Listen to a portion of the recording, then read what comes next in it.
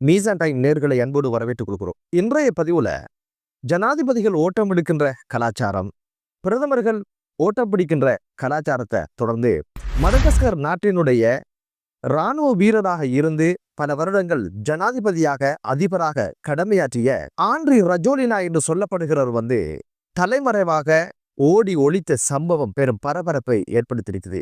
எதுக்கு ஓடினாரு இராணுவ வீரர், என்ன நடந்தது, ஏது நடந்த பல்வேறு விஷயங்களை பேசுறதோட ஆப்கானிஸ்தான் பாகிஸ்தானுக்கு இடையிலான தொடர்ந்த யுத்தம் தற்காலிகமாக 48 மணி நேரங்கள் ஒரு ஓய்வுக்கு போயிருக்கின்ற ஒரு ஆரோக்கியமான செய்தி குறித்து பல்வேறு விடயங்கள் தான் இன்றைய பதிவு.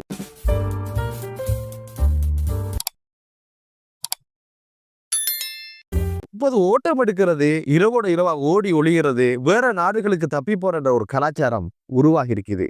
அந்த அடிப்படையில தென்கிழக்கு ஆப்பிரிக்கா நாடான மடகஸ்கருடைய அதிபர் இராணுவ வீரராக கம்பீரமாக பல ஆண்டுகள் அதிபர் பதவியில இருந்தவர் இரவோட இரவாக பிரான்ஸ் நாட்டினுடைய இராணுவ விமானத்துல தலைமறைவான சம்பவம் பெரும் பரபரப்பை ஏற்படுத்தியிருக்குது.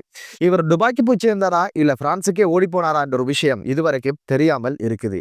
என்னதான் இருந்தாலும் தற்போது அந்த நாட்டினுடைய அதிபர் தலைமறைவானதுக்கான காரணம் என்ன அப்படின்னு பாத்தீங்கன்னா, ஜெனரேஷன் இசட் என்று சொல்லப்படுகின்ற இளைய தலைமுறை அந்த நாட்டுல அதிபருக்கு எதிராக, அவருடைய அமைச்சரவைக்கு எதிராக, அமைச்சர்களுக்கு எதிராக, அரசுக்கு எதிராக ஊழல், குடிக்க சுத்தமான நீர் இல்ல, கரண்ட் இல்ல அப்படின்ற பல்வேறு குற்றச்சாட்டுக்களை முன்னிறுத்தி செப்டம்பர் மாதம் 25ஆம் தேதி மிகப்பெரிய ஒரு ஆர்ப்பாட்டத்தை ஆரம்பிச்சாங்க.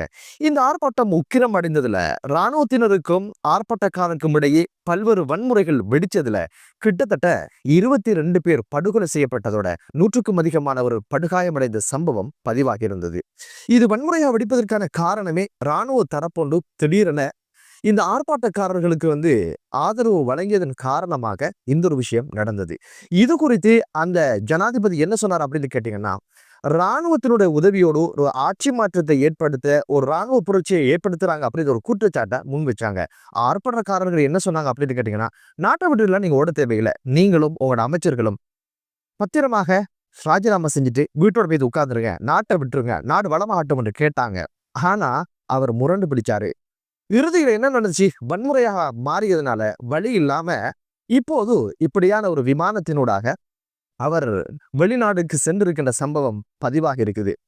ஏன் போகலன்னா என்ன நடக்கும் அப்படின்னு கேட்டீங்கன்னா, நேபாளத்துல நடந்த சம்பவம் அனைவருக்கும் தெரியும். ஒண்ணு உதைஞ்சு ஓட விடுவாங்க, இல்லைன்னா ஓட உதைவாங்க. அதனால பத்திரமாக உயிரையாவது பாதுகாத்துக் கொள்ளலாம் என்று சொல்லி தலைமறைவாக இருக்கிறாரு மடகஸ்கருடைய அதிபர்.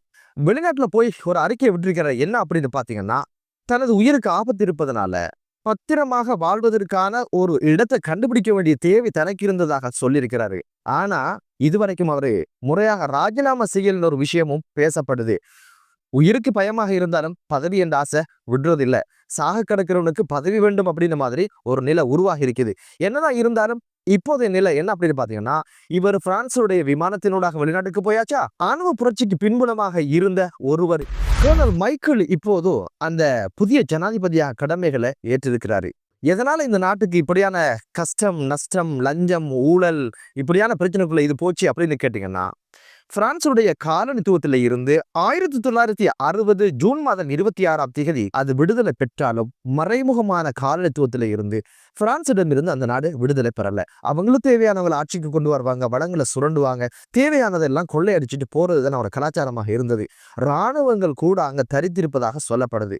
இந்த சூழல்ல தான் ஒரு ஸ்திரத்தன்மையான ஒரு அரசு அங்கு இல்லாம பல்வேறு காலகட்டங்கள்ல அந்த நாடு எப்போதுமே இரவானா பகலானா ஏதோ ஒரு இராணுவ புரட்சியினூடாக நாட்டுடைய தலைவர் மாறியாச்சு அப்படின்ற ஒரு பல்வேறு காலகட்டங்கள்ல தான் அந்த நாடு பயணிக்கிறத பார்க்க முடிந்தது.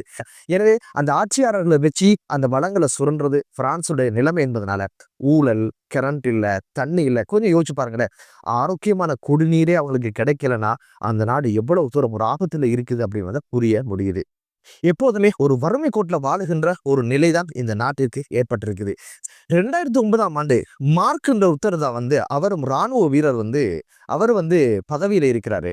அவருக்கு எதிராக ஒரு புரட்சியை தலைமை தாங்கி கச்சிதமாக நிறைவேற்றி அவரை பதவி விலக வச்சு அவரை கைது செய்வதற்கான ஏற்பாடை செய்ததுக்கு இணங்க அவர் உயிர் தப்புவதற்காக தென்னாப்பிரிக்கா நாட்டுக்கு தஞ்சம் புகுந்த சம்பவம் பதிவாகி இருந்தது.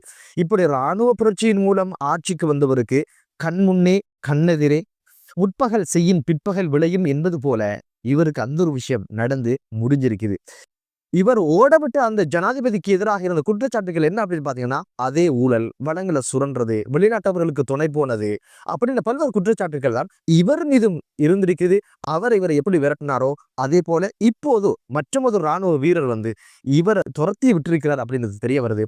என்னதான் இருந்தாலும் புத்திசாலித்தனமாக பிச்சைவானாம் நாயப்புடி அப்படின்னு சொல்ற மாதிரி அடம் பிடிச்சவரு சுதாகரிச்சு கொண்டு நாட்டை விட்டு ஓடி போனாரு. அந்த நாட்டினுடைய மிகப்பெரிய பலம் என்ன அப்படின்னு பாத்தீங்கன்னா மாணிக்கம். நீல நிற மாணிக்க உற்பத்தியில தேவையில 50% அது நிறைவேற்றுது, அது ஈடு செய்து என்று சொல்லப்படுற அளவுக்கு ரத்தின கற்களால நிறைந்த ஒரு நாடு, வளமிக்க நாடு. எதனால குடிநீர் கேட்டு அதிபரை விரட்ட வேண்டிய ஒரு சூழ்நிலை உருவானது என்பதுதான் தெரியாமல் இருக்குது. ஒவ்வொரு முறையும் எதிர்பார்ப்போடு ஒவ்வொரு தலைவரையும் விரட்டுவாங்க தான். ஆனா சரியான தலைவன் உட்கார்ந்து நாட்டை வளம் பெற செய்கின்ற ஒரு சூழல் இல்லை என்பதுதான் ரொம்ப ஆச்சரியமானதும் ரொம்ப மனவருத்தத்துக்குரிய விடயமாக பார்க்கப்படுது.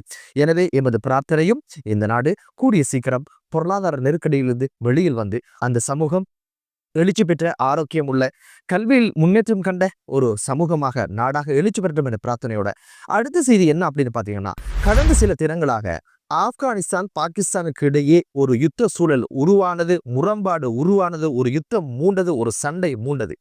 கிட்டத்தட்ட ஒரு 5-6 நாட்கள் இது பயணித்ததன் காரணமாக இரு தரப்பிலும் இராணுவ வீரர்களாக இருக்கலாம், தாலிபான்களாக இருக்கலாம், பொதுமக்களாக இருக்கலாம், 100க்கும் அதிகமானவர்கள் படுகொலை செய்யப்பட்ட சம்பவம், பல 100 பேர் பாதிக்கப்பட்ட சம்பவம் பதிவாகி இருந்தது. இப்போதைக்கு ஆரோக்கியமான விஷயம் என்ன அப்படின்னு பாத்தீங்கன்னா, களைச்சு போய் இப்போதைக்கு தற்காலிகமாக 48 மணி நேரங்கள் ஒரு தற்காலிக யுத்த நிறுத்தத்துக்கு போகலாம் அப்படின்னு ஒரு விஷயத்துக்கு இரு தரப்பும் உடன்பாடு கண்டிருப்பது என்பது ஒரு ஆரோக்கியமான விடயமாக பார்க்கப்படுது. இந்த சண்டைக்கான காரணம் என்ன அப்படின்னு பாத்தீங்கன்னா 2 விஷயங்கள் சொல்லப்படுது. ஒரு விஷயம் என்ன அப்படின்னு பாத்தீங்கன்னா, பாகிஸ்தான் தரப்புல சொல்லப்படுகின்ற ஒரு குற்றச்சாட்டு என்ன அப்படின்னு பாத்தீங்கன்னா, டிடிபி என்று சொல்லப்படுகின்ற அமைப்பு தனது நாட்டுல போராட்டங்கள் தாக்குதல்களை நடத்துது.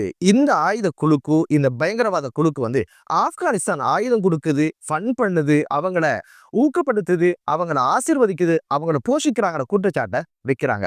இந்த டிடிபி என்று சொல்றது யார் அப்படின்னு கேட்டீங்கன்னா, தஹ்ரீர்-கே தாலிபான் பாகிஸ்தான் என்று சொல்லப்படுகின்ற அமைப்பு தான் அது. இவர்களை பாகிஸ்தான் அரசு இவர்களை பயங்கரவாதிகளாக சொல்லுது. இவங்களை போஷிக்கிறது வந்து ஆப்கானிஸ்தான் அப்படின்ற மாதிரி தான் அவங்களோட குற்றச்சாட்டு வைக்கிறாங்க.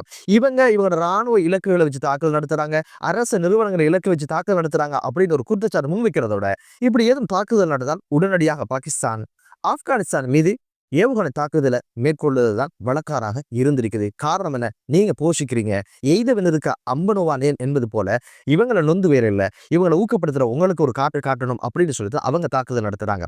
ஆப்கானிஸ்தான் தரப்புல என்ன சொல்றாங்க அப்படின்னு கேட்டீங்கன்னா, எங்களோட இறையாண்மைக்கு இது அவமானமாக இருக்குது, அவப்பேரை ஏற்படுத்துது, இறையாண்மையை பாதிக்குது அப்படின்னு சொல்லி பதிலுக்கு அவங்க தாக்குதல் நடத்துறாங்க. அந்த குழுக்களுக்கு எங்களுக்கு எந்த சம்பந்தமும் இல்லை, எங்கள் மீது தாக்குதல் நடத்தினால் பதிலுக்கு தாக்குதல் நடத்துவோம் என்று சொல்லி அவங்களும் பதிலுக்கு தாக்குதல் நடத்துறாங்க. அடுத்த மிக முக்கியமான ஒரு பிரச்சனை என்ன அப்படின்னு பாத்தீங்கன்னா, எல்லை பிரச்சனை. பிராண்ட் லைன் அப்படின்னு சொல்லப்படுகின்ற எல்லை 2640 கிலோமீட்டர் பரப்புள்ள இந்த எல்லையை வந்து பாகிஸ்தான் என்ன நினைக்குது அப்படின்னு கேட்டீங்கன்னா, இது சர்வதேச எல்லையாக பாகிஸ்தான் ஏற்றுக்கொண்டிருக்குது. ஆனால் ஆப்கானிஸ்தான் சொல்றது என்ன அப்படின்னு பாத்தீங்கன்னா, இதை பிரித்தானியா தான் பிரிச்சது, இது வந்து இரு இனங்களை பிரிச்சு ஆளுகின்ற ஒரு சக்தியாகத்தான் இந்த ஒரு விஷயம் நடந்து முடிஞ்சிருக்க ஒரு சதியாகத்தான் நாங்க பாக்குறோமே தவிர இது வந்து சர்வதேச எல்லை கிடையாது அப்படின்னு ஒரு விஷயத்துல அவங்க குறியா இருப்பதனால இரு நாடுகளுக்கும் இடையில அவ்வப்போது முருகல் வந்து ஒரு யுத்த சூழல் உருவாகுது. இது பிரதானமான ஒரு காரணமாக பார்க்கப்படுது. இந்த எல்லை யுத்தத்துல சண்டையில இரு நாட்டுக்கும் இடையே பல்வேறு மாவட்டங்கள்ல தாக்குதல் நடத்தப்படுகின்ற பாதிக்கப்படுகின்ற சூழல் தொடர்ச்சியாக நடந்து வருவதை பார்க்க முடியுது. தாலிபான்கள் ஆட்சிக்கு வந்ததுக்கு பின்னால இது உக்கிரமடைஞ்சிருக்கு அப்படின்னு ஒரு குற்றச்சாட்டை பாகிஸ்தான் தரப்புல முன்வைக்கிறாங்க. என்னதான் இருந்தாலும் எல்லைக்காகவும் மண்ணுக்காகவும் அதிகாரத்துக்காகவும் ஆட்சிக்காகவும் சண்டைகள் என்பது தொடர்கதையாகத்தான் பார்க்க முடியுது. என்னதான் இருந்தாலும் இந்த நிலைமைகள் நிரந்தரமான ஒரு தீர்வுக்கு போகணும். எனவே அந்த பிரார்த்தனையோடு மற்றொரு காணொலியிலே உங்கள் அனைவரையும் சந்திக்கும் வரை விடைபெறுகிறேன். நன்றி.